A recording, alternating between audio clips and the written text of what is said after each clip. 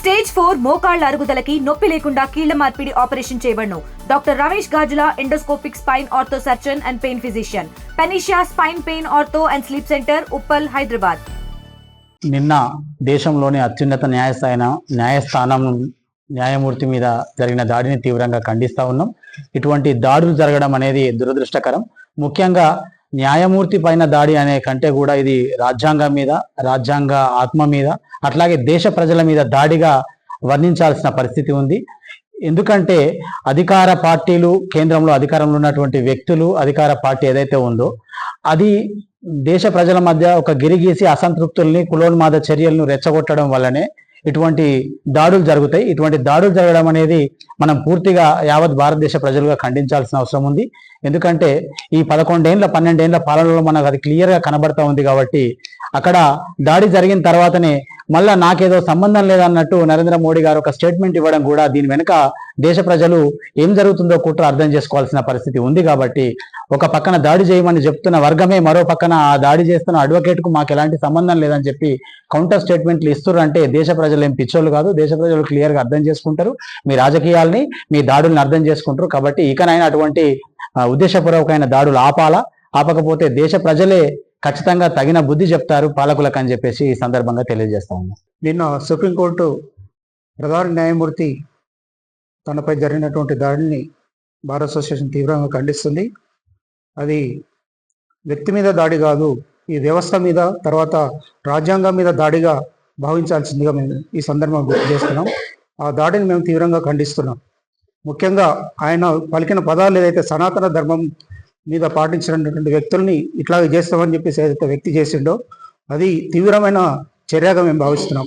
దాని వెనుక, ఆ వ్యక్తి వెనుక ప్రధానమైన వ్యక్తులు ఉన్నారని చెప్పేసి మేము భావిస్తున్నాం.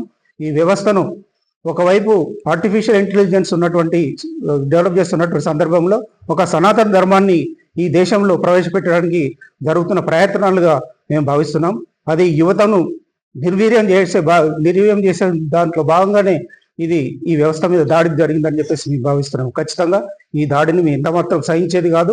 దీని వెనుక ఎవరున్నా కానీ ఆ వ్యక్తి వెనుక ఎవరున్నా సరే వాళ్ళందరినీ కూడా చర్య తీసుకోవాల్సిందిగా ఈ సందర్భంగా మేము గుర్తు చేస్తున్నాం. నిన్న సుప్రీంకోర్టు ప్రధాన న్యాయమూర్తి గవాయి గారిపై జరిగిన భౌతిక దాడి మొత్తంగా దేశంలో అత్యున్నత న్యాయ వ్యవస్థ, న్యాయస్థానము, అందులో ప్రధాన న్యాయమూర్తి మీద జరిగిన దాడి సింబాలిక్గా భవిష్యత్తులో మొత్తంగా భయపెట్టే రాజకీయాలను చిహ్నంగా చూడాల్సినటువంటి అవసరం ఉంది.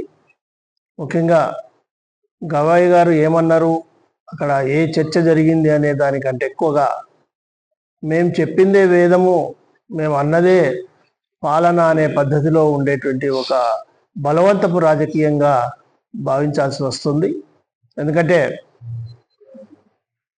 సుప్రీంకోర్టు లాంటి ఒక న్యాయ వ్యవస్థ, అత్యున్నత న్యాయ వ్యవస్థను ప్రజల్లో ఉన్నతంగా ఉంచాల్సినటువంటి న్యాయవాదులే దాన్ని ఉల్లంఘించడము, దట్టు కోర్టు హాల్ అంటే అదొక పవిత్రమైనటువంటి ప్రదేశము. ఆ ప్రదేశంలో ఒకరి మీద ఒకరు దాడులు చేసుకోవడం అనేది కూడా ఖండించాల్సినటువంటి విషయం.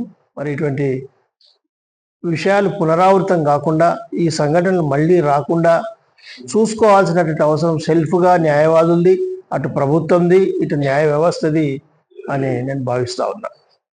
కె వేణుగోపాల్, న్యాయవాది.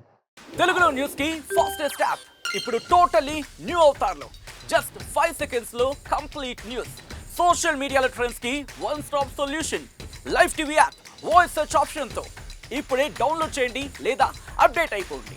యాప్ లింక్ డిస్క్రిప్షన్ లో ఉంది.